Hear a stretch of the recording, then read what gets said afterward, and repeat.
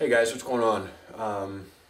I've gotten some progress done on my biplane, and which is just about the only thing I've been able to do is just been working on stuff because we had temperatures the other day got up to 54, and that's 54 degrees Fahrenheit. I'm not sure what that is in Celsius. Sorry guys. But we got up to about 53 or 54 degrees the other day. But I was busy taking care of some stuff, and then yesterday it was in the 40s and excessively windy, and today it was just cold. We had like a high of like 23 degrees today. I think right now it's like 17 degrees outside. It's just, this sucks. So I haven't been able to do any flying, so I've just been doing some building. I told you guys last week, I think, that I built a biplane. Well, I've got it all wired up and everything connected, and I wanted to kind of show it to you a little bit. Here it is. It's all said and done.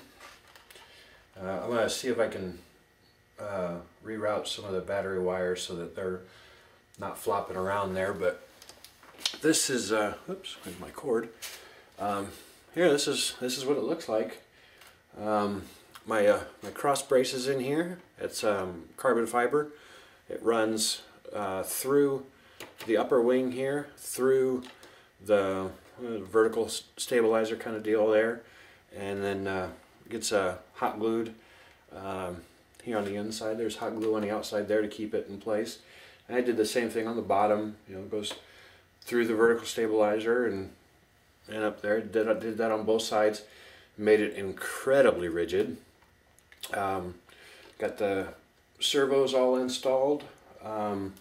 For the control linkages on the back, I did something. Oh, well, okay, let me go back up to the front here.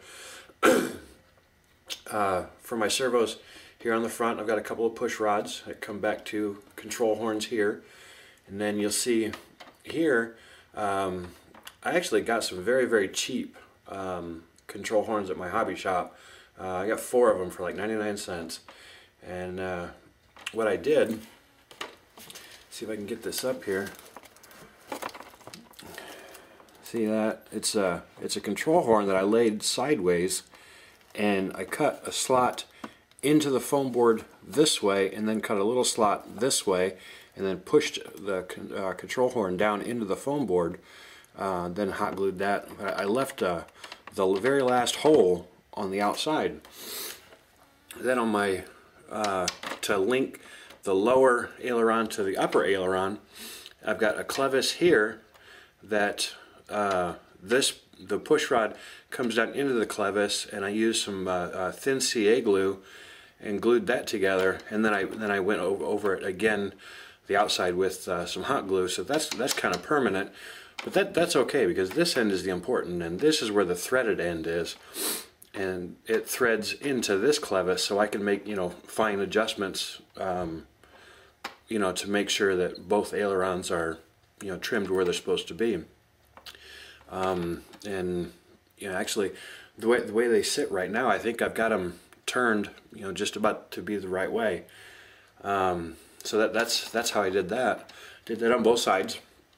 And then for the elevator and rudder, I actually used just a couple popsicle sticks right there and right here.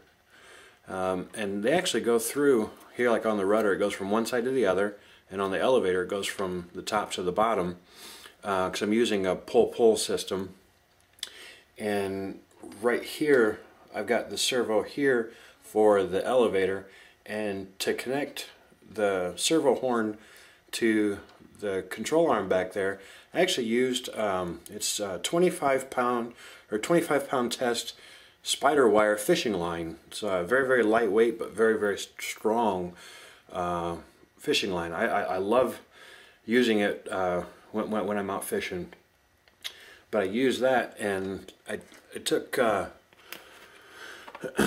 couple of zip ties and just made some loops and poked them into the sides, and then hot glued them in place so that the fishing line can run through. But I mean, here it seems to work pretty well.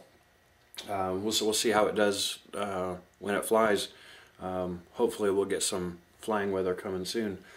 But let's see, the only thing that I wished I'd have done differently, you know, when I got it all built, I realized I really wished I'd have put the cockpit more up here towards the front. I mean, I know it doesn't matter, it's just a cosmetic thing, but I think it should have been more up here towards the front, but I think it looks good the way it is. But I've got my radio here. I've got it plugged in, and watch the ailerons there. Let's see. Here we go.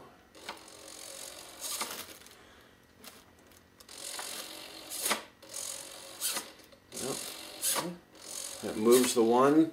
When the servo moves the lower one, the rod controls the upper. That works out pretty well. For the elevator and the rudder. Now keep in mind, I don't have any of the dual rates set, you know, so I mean there's way too much throw on all the control surfaces. Actually just got done with this about 5-10 minutes ago. So we'll set the dual rates before too long. And I've got the motor and propeller. That works. It's going the right way. But yeah, so here's my profile biplane. I think it looks pretty good. I hope it flies pretty well. I think it will. I don't have the CG figured out yet. Like I said, I just got done running my fishing line through everywhere, so we'll just have to wait for a decent day to try it out. So, alright guys, I appreciate you watching.